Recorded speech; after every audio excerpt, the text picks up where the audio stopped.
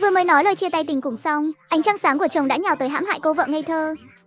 Ai ngờ đâu, cô vợ đã có bí kíp phòng thân rồi. Ngay lập tức tặng trà xanh một vé đi ăn cơm nhà nước. Tiết Uyển Ngưng, có phải cô hơi say nắng chút xíu đúng không?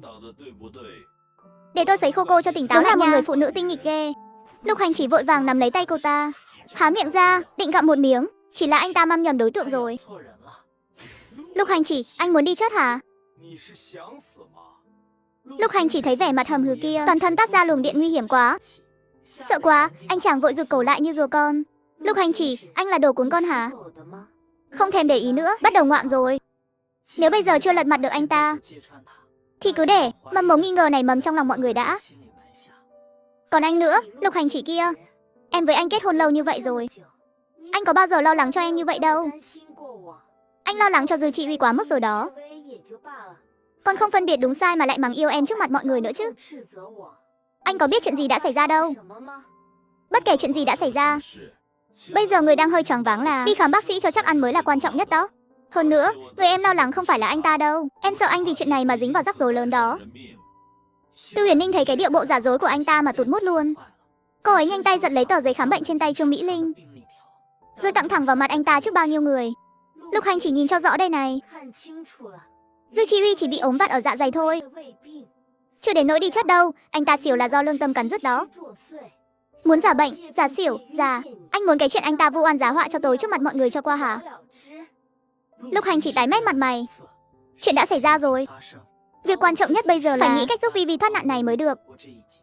Tuyệt đối không thể để anh ta bị đưa đến nơi ấy, để lại vết nhơ trong đời. Uyển Ninh à, nên xí xóa cho người ta một chút thì hơn mà. Em làm cho chuyện càng ngày càng to chuyện ra đó, khiến cho mọi người vì em mà càng ngày càng khó xử thêm thôi. Thật sự là ép cho mọi thứ tan tành hết rồi. Em có được lợi ích gì đâu chứ. Còn nữa, em đã nghĩ cho Noãn Noãn chưa hả? Con bé còn bé xíu như vậy, chẳng lẽ em muốn con bé mỗi ngày đều sống trong những chuyện đúng sai và những lời bàn tán của người khác người ta chỉ trỏ sao? Lục Hành chỉ cố tình nhấn mạnh hai chữ Noãn Noãn. Tư Huyền Ninh nắm chặt đầu ngón tay. Cái anh chàng dở hơi này lại dùng Noãn Noãn để hù dọa mình. Tôi có thể không tố giác Dư Chi Uy, nhưng cái giá của việc không tố giác anh ta là 5.000 tệ tiền ăn vặt đó. Tôi, 5.000 tệ, Tiết Huyền Ninh. Cô tưng tưởng rồi hả? Dư Chi Uy, tôi biết anh đang nghe đó. Tôi nói lại lần nữa nè, muốn tôi không mách anh, chúng ta có thể chọn 5.000 tệ tiền bánh kẹo nha. Cơ hội chỉ có một lần này thôi đó. Anh muốn hay không muốn thì tự anh quyết định đi nha. Dư Chi Uy giả vờ xỉu nằm trong lòng Lục Hành chỉ, tức đến nỗi đầu ngón tay bấm mạnh vào lòng bàn tay, máu cũng chảy ra luôn kìa. 5.000 tệ, đó là tiền lương cày cuốc 3-4 năm của anh ta đó. Anh ta trên sân khấu hết mình luôn, nhảy đến nỗi hai bàn chân đầy những dấu ấn của sự chăm chỉ. Bây giờ phải đưa hết tiền cho Tự Uyển Ninh, cái người không liên quan này sao? Sao có thể chứ? Nếu cơ hội 5.000 tệ đã cho anh không muốn thì chỉ còn 6.000 tệ thôi đó nha. Dư Chi Uy vẫn im thìn thít. 7.000, 8.000 tệ, Tiết Uyển Ninh ơi. Anh, Lục Hành chỉ kia, trước mặt bao nhiêu người như vậy, tôi trịnh trọng nhắc nhở anh một câu nè. Tôi, Tư Uyển Ninh, mới là vợ của anh đó nha. Anh đừng ép tôi vì anh bênh vực Dư Chi Uy, mà lại lần nữa đề nghị hết duyên với anh đó. Cũng đừng ép tôi nói ra lý do chia tay nha, là Dư Chi Uy và đám hạnh phúc gia đình quân nhân đó. Lục Hành chỉ bị cô ấy hết yêu một tiếng như vậy, thật sự sợ đến xanh mặt luôn, không dám hé răng một lời nào nữa, thậm chí còn vội vàng đặt Dư Chi Uy đang ôm trong lòng xuống đất. Tôi sao vậy nè? Dư Chi Uy, Tư Huyền Ninh đã nói rồi đó, muốn cô ấy không tố cáo anh tội vu khống người ta thì mau mau đưa tiền đến thương lượng riêng đi nha. Mau đi lấy tiền đi nào. Bao nhiêu tiền ạ? 8.000 tệ. Một xu cũng không được thiếu đâu đó. Dư Chi Uy hối hận muộn màng. Sớm biết vậy, anh ta nên lúc Từ Huyền Ninh, cái người keyboard này nói 5.000 tệ thì đồng ý luôn cho xong. Tôi cho anh tối đa nửa tiếng đó, chỉ cần lố 1 phút thôi. Vậy thì không chỉ là chuyện 8.000 tệ nữa đâu nha, bởi vì tiền có linh hồn, có lớn có nhỏ mà. Người cũng có linh hồn đó, có lớn có nhỏ nha. Tư Huyền Ninh đếm đủ 20 phút mới xong xuôi. Đến xong phát hiện còn thừa 1 đồng xu 2 xu. Người khác đừng hòng ăn gian của tôi 1 xu nào nha. Tương tự, tôi cũng tuyệt đối sẽ không lấy nhầm của người khác 1 xu nào đâu. Tư Huyền Ninh cười tươi rói, ném trả đồng xu 2 xu thừa kia lại, trả lại cho Dư Chi Uy nè. Cô ấy ném hơi mạnh tay đó, thật là trùng hợp. Đồng xu rơi trúng ngay khóe mắt phải của Dư Chi Uy. Dư Chi Uy, phiền anh cùng chúng tôi đến nơi ấy một chuyến nha. Chẳng phải đã giải quyết em xuôi rồi sao? Tại sao còn muốn tôi đến nơi ấy nữa chứ? Có phải Tư Huyền Ninh đã tặng quà gì cho các anh không đó? Đúng rồi, chắc chắn là như vậy rồi. Nếu không sao các anh lại xuất hiện đúng lúc như vậy chứ? Còn hết mực che chở cho cô ta nữa chứ? Đồng chí Dư này ơi, xin anh nói chuyện nhẹ nhàng một chút nha. Không có bằng chứng mà cứ tự do ngôn luận vậy là không được đâu. Cẩn thận chúng tôi cũng mách anh tội nói xấu đó. Anh có biết tội nói xấu người mặc áo xanh là tội gì không? Cái này không thể xí xóa được đâu nha. Vậy các anh còn mời Vi Vi đến nơi ấy làm gì nữa à? Chúng tôi đến tìm cậu ruột của anh ta. Chuyện Trương Hoành Vĩ quậy phá đó mà. Đến nơi ấy để phối hợp điều tra thôi à? Chẳng phải muốn giúp tôi đòi lại công bằng sao? Sao chính mình lại quậy phá rồi hả? Nơi ấy tìm tôi là có chuyện gì vậy ạ? Đồ vô tích sự này, chắc là không khai báo tôi ra rồi chứ? Đồng chí cảnh sát ơi, chắc chắn các anh đã nhầm lẫn rồi đó ạ. Em trai tôi, Hoành Vĩ, tuyệt đối không thể nào quậy phá được đâu ạ. Nó rất thật thà, chất phác đó ạ. Cả khu quân đội này ai cũng biết mà. Chúng tôi không nhầm lẫn đâu ạ. Anh ta quậy phá, bằng chứng rõ ràng rồi ạ. Xin mời hai người bây giờ cùng chúng tôi về phối hợp điều tra nha. Vậy các anh tìm Trường Mỹ Linh là được rồi mà. Họ là chị em ruột đó ạ. Tôi và Trương Hoành Vĩ không có bất kỳ mối quan hệ gì cả. Nhưng Trương Hoành Vĩ đã nói, Dư Chi Huy anh là người thương thương của cậu ta đó. Hơn nữa cậu ta luôn nhấn mạnh chuyện này mà. Cho nên, anh phải cùng chúng tôi về nơi ấy để phối hợp điều tra nha. Trời ơi, Trương Hoành Vĩ lại quậy phá nữa rồi. Sao anh ta dám chứ? Có gì mà không dám đâu. Cái đồ tinh danh này, mặt mày gian xảo thấy rõ. Ngày thường chỉ thích trêu ghẹo các cô gái trẻ thôi. Các cô gái vì danh tiếng và sự trong sạch, bị ăn hiếp cũng không dám nói ra. Lần này thì xong phim rồi, vừa hay có 8.000 tệ này. Anh ta mới có đủ tiền để đi làm xét nghiệm cho chắc ăn. Anh ta còn muốn làm một lần cho mấy người nữa kia. Đương nhiên là càng nhiều càng tốt rồi. Tiết Huyền Ninh, cô xin xỏ Vi Vi nhiều tiền như vậy. Không sợ những gì cô đã tiêu trước đây sẽ khiến cô ăn năn sao? Tại sao tôi lại phải ăn năn chứ? Các anh cảnh sát còn cảm thấy số tiền này tôi xứng đáng nhận mà. Huống chi anh ta đã làm thay công việc của tôi bao nhiêu năm nay rồi. Số tiền này vốn dĩ là của tôi mà. Hơn nữa, Lục Hành chỉ này, tôi thấy anh lo lắng số tiền này tôi tiêu có bất ổn hay không. Thì thà anh tranh thủ thời gian, đi đến nơi ấy làm rõ mối quan hệ giữa mẹ của con anh và Trương Hoành Vĩ đi. Rốt cuộc là có tình ý gì với nhau, và đã làm những chuyện mờ ám gì rồi. Lúc người ở nhà, chồng chỉ mãi tâm sự với bạn thân. Nhưng vừa nói lời chia tay, chồng lại năn nỉ cô về nhà. Nhưng Tư Huyền Ninh sao có thể dễ dàng bỏ qua cho họ được chứ? Nắm lấy cơ hội xin xỏ bạn thân 8.000 tệ. Trở về phòng bệnh đóng cửa lại, rồi thay đồ ngủ thôi nào. Tư Huyền Ninh cẩn thận. Lấy 3.500 tệ đã. Khâu trong túi áo ra, khâu ở túi trong ra. Sắp xếp lại 8.000 tệ vừa mới xin được. Để lại 200 tệ. Số còn lại đều cất kỹ vào túi trong. Khâu khâu và cái gì mà kỹ dữ vậy trời. Quần áo khâu xong hết rồi nè. Cái cặp quần này của anh nó còn cứng hơn cả thạch cao bó bột của em nữa á. Tối nay anh ngủ kiểu gì đây trời? Cái cặp quần này á hả? Nó còn cứng hơn cả cái khăn quấn chân của bà nội em hồi xưa ấy. Anh tưởng bà đây may áo giáp cho anh chắc. Giúp anh cái gì cơ? Giúp anh cái chi? Đương nhiên là giúp anh lau người rồi. Tay anh có phải là tăng thật đâu mà. Em không có rảnh nha. Chưa em sẽ đút cơm cho anh ăn. Chẳng phải là tại em lỡ lời sao? Bất đắc dĩ thôi à. Giờ còn dám nghĩ em sẽ lau người cho anh nữa chứ? Sao hả? Làm ông Hoàng quen rồi hả? Ai mà ngờ vừa hất tay anh ta ra thì đã thấy anh ta ôm cánh tay rồi. Cái kiểu chuẩn men hồi nãy biến thành kiểu xuyên thấu luôn. Sao thế? Anh không thấy hả? Chẳng lẽ vết thương lại tọt ra rồi? Ái chà chà, sao anh không nói sớm hả rồi? Mau mau ngồi xuống cho em nhờ.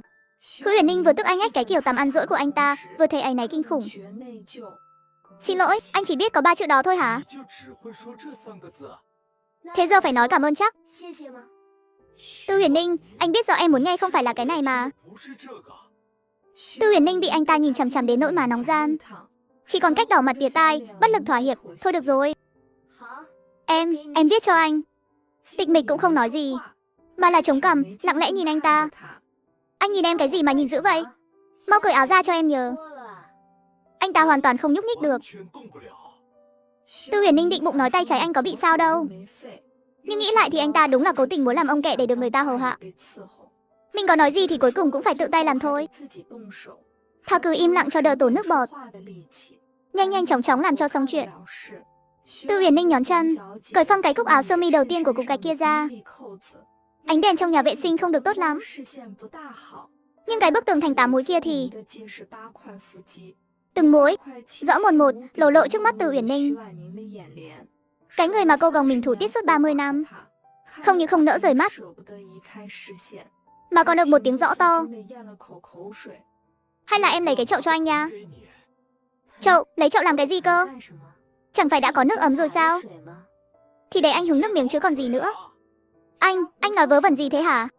Anh ta không dám để mắt bay lung tung nữa. Chỉ muốn nhanh chóng lau người cho anh ta xong chuyện. Nhưng ai ngờ vừa cúi xuống vắt khăn thì sau lưng đột nhiên vang lên tiếng bước chân ở hành lang. Tư Huyền Ninh trượt chân một cái, cả người trối về phía trước. Tư Huyền Ninh, cô muốn ông đây tuyệt tự hả? Tích Mộc nghiến nghiến răng hỏi. Vừa đưa tay ông chỗ hiểm thì trán anh ta đã lấm tấm mồ hôi lạnh. Xin lỗi, em thật sự không cố ý mà. Muốn xem anh ta có bị va đập vào đâu không? Nhưng cái chỗ đó của anh ta thì sao cô dám nhìn chứ? Anh tự xem mình có sao không đi. Tại sao cô không chịu thừa nhận cô và Hồng Vĩ đang hẹn hò? Chỉ cần cô thừa nhận, Hồng Vĩ có lẽ sẽ được miễn tội. Anh ấy sẽ được ra ngoài. Cô điên rồi hả? Tôi không có hẹn hò với Trương Hồng Vĩ. Tại sao tôi phải thừa nhận? Với lại, đầu óc cô có tỉnh táo chút nào không vậy? Tội côn đồ của anh ta đã rành ra đó rồi. Không phải cứ có người yêu là sẽ vô tội đâu. Đây là hai chuyện khác nhau. Tôi khuyên cô mau chóng cắt đứt quan hệ với anh ta đi. Nếu không thì cả nhà chồng cô cũng sẽ bị liên lụy đấy. Vu Chỉ Vĩ, anh đừng hòng chối cãi. Hồng Vĩ sáng nay đã nói với tôi rồi. Anh ấy nói anh ấy muốn giúp cô một việc. Con nói chỉ cần chuyện này thành công thì cô sẽ hẹn hò với anh ấy. Cô rõ ràng là dùng chuyện hẹn hò để dụ dỗ anh ấy giúp cô làm việc. Tôi dụ dỗ anh ta. Trương Mỹ Linh, cô ăn nói cho cẩn thận vào. Không có bằng chứng thì đừng có mà ăn nói hàm hồ. Cô tin không, tôi vào đồn công an kiện cô tội phỉ báng bây giờ. Tôi bảo Trương Hồng Vĩ làm cái gì hả? Bảo anh ta đi rình mò mấy cô công nhân nhà máy dệt tắm hả? Cô nghĩ chuyện đó có thể xảy ra sao? Rốt cuộc em trai cô là người như thế nào? Cô không biết, không rõ hay sao? Anh ta sở dĩ rơi vào tình cảnh ngày hôm nay đều là do cô nuông chiều quá mức đấy. Cô đừng có mơ, cứu anh ta. Vu Chỉ Vĩ còn chưa nói hết câu thì Trương Mỹ Linh đã giáng cho anh ta một cái tát trời giáng. Cô còn tưởng tôi là đồ ngốc chắc. Tôi nói cho cô biết, chuyện này tôi và cô chưa xong đâu. Em trai tôi mà có mệnh hệ gì thì cô đừng hòng có ngày tháng yên ổn mà sống. Tư Huyền Ninh mắng không sai. Trong mắt cô, trong lòng cô, từ đầu đến cuối, tôi đều chỉ là một con cờ vừa ngu ngốc vừa dễ sai khiến. Lục Hành chỉ thấy Vu Chỉ Vĩ bị đánh, sợ hãi vội vàng xông tới. Vi Vi, Trương Mỹ Linh, tại sao lại đánh anh? Anh và Trương Hồng Vĩ rốt cuộc là chuyện gì vậy? Nếu anh cũng nghi em và Trương Hồng Vĩ có quan hệ mờ ám gì thì anh cứ đi nói với Mũ đi. Không phải đâu Vi Vi. Anh không phải là không tin em. Anh chỉ là lo lắng cho em nên mới muốn biết rốt cuộc đã xảy ra chuyện gì. Trương Hồng Vĩ trộm nhìn công nhân nữ nhà máy dệt tắm là chuyện có chứng cứ rõ ràng. Nhưng anh ta lại ngu ngốc đến mức tưởng rằng nói mình đang hẹn hò là có thể giúp anh ta thoát tội. Trương Mỹ Linh nói em và chị em họ có quan hệ tốt như vậy thì nên giúp anh ta. Em không đồng ý. Thế là anh ta giở thói côn đồ với em, còn uy hiếp em nữa. Em đã bảo anh tránh xa cái họ Trương đó ra rồi mà. Vậy mà anh cứ không nghe. Giờ thì rước họa vào thân rồi đấy. À đúng rồi, Mũ nói sao? Em và anh ta căn bản là không có gì hết mà. Mũ thì còn có thể nói gì nữa chứ? Dù Chỉ Vĩ ngoài miệng thì nói năng hùng hồn lắm, nhưng thật ra trong lòng anh ta cũng chẳng chắc chắn gì đâu. Vi Vi, em thật là quá nóng này rồi. Em làm như vậy chẳng phải là vì chúng ta sao? Nếu anh ta bị đưa vào đồn công an cho người ta nhìn thấy thì đây chính là cơ hội tốt nhất để chúng ta xoay chuyển tình thế và cứu vãn hình ảnh đấy. Em chỉ không ngờ anh ta lại thâm độc và có tâm cơ đến như vậy. Còn dám cắn ngược lại em, tính kế em nữa chứ. Cái người này đúng là đã thay đổi khác xưa rồi. Em cũng thấy anh ta như biến thành một người khác vậy. Không còn dễ bị lừa như trước nữa. Giờ nói những cái này còn có ích gì nữa. Việc cấp bách trước mắt là phải xoay chuyển cục diện. Em không thể bị đình chỉ công tác thật được. Hay là bây giờ anh gọi điện cho vị kia đi. Bây giờ á, mê mơ. Nhưng em phải nói thế nào đây? Tuy em có ơn cứu mạng với anh ta, nhưng chắc chắn anh ta sẽ không giúp em đâu. Với lại, em cũng chẳng còn mặt mũi nào để mở lời với anh ta nữa. Vivi, em nghe anh nói hết đã nào. Sau này chuyện của Hứa Uyển Ninh đương nhiên là không thể nói ra rồi. Nhưng em có thể nói về chuyện của Trương Hồng Vĩ. Trương Hồng Vĩ là nhân viên tạm thời của quân đội, vậy mà lại phạm tội côn đồ.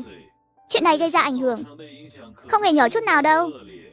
Mắt thấy cuộc tập trận lớn của ba quân sắp sửa bắt đầu ở Hà Thành rồi. Để bảo vệ danh tiếng của quân đội và hỗn thành, em có thể nói với vị kia như thế này. Em thì có thể nói với anh ta như vậy. Nhưng lỡ Hứa Uyển Ninh lại làm ầm ĩ lên thì sao? Em sẽ không để cho anh ta có cơ hội làm ầm ĩ nữa đâu. Đã mời rượu mà không uống thì chỉ còn cách uống rượu phạt thôi. Lát nữa anh sẽ cùng em gọi điện thoại để anh bảo ba mẹ anh đón anh ta và Noãn Noãn về quê. Đã là con dâu thì về quê hiếu kính bố mẹ chồng. Thật sự là chuyện quá đỗi đương nhiên mà. Đợi anh ta về đó, có ba mẹ anh trông nom thì cả đời này anh ta đừng hòng quay lại được. Số tiền mà anh ta đã lấy đi, chúng ta cũng sẽ lấy lại được hết. Đây đúng là một ý kiến hay. Đi thôi. Chúng ta đi gọi điện thoại ngay bây giờ.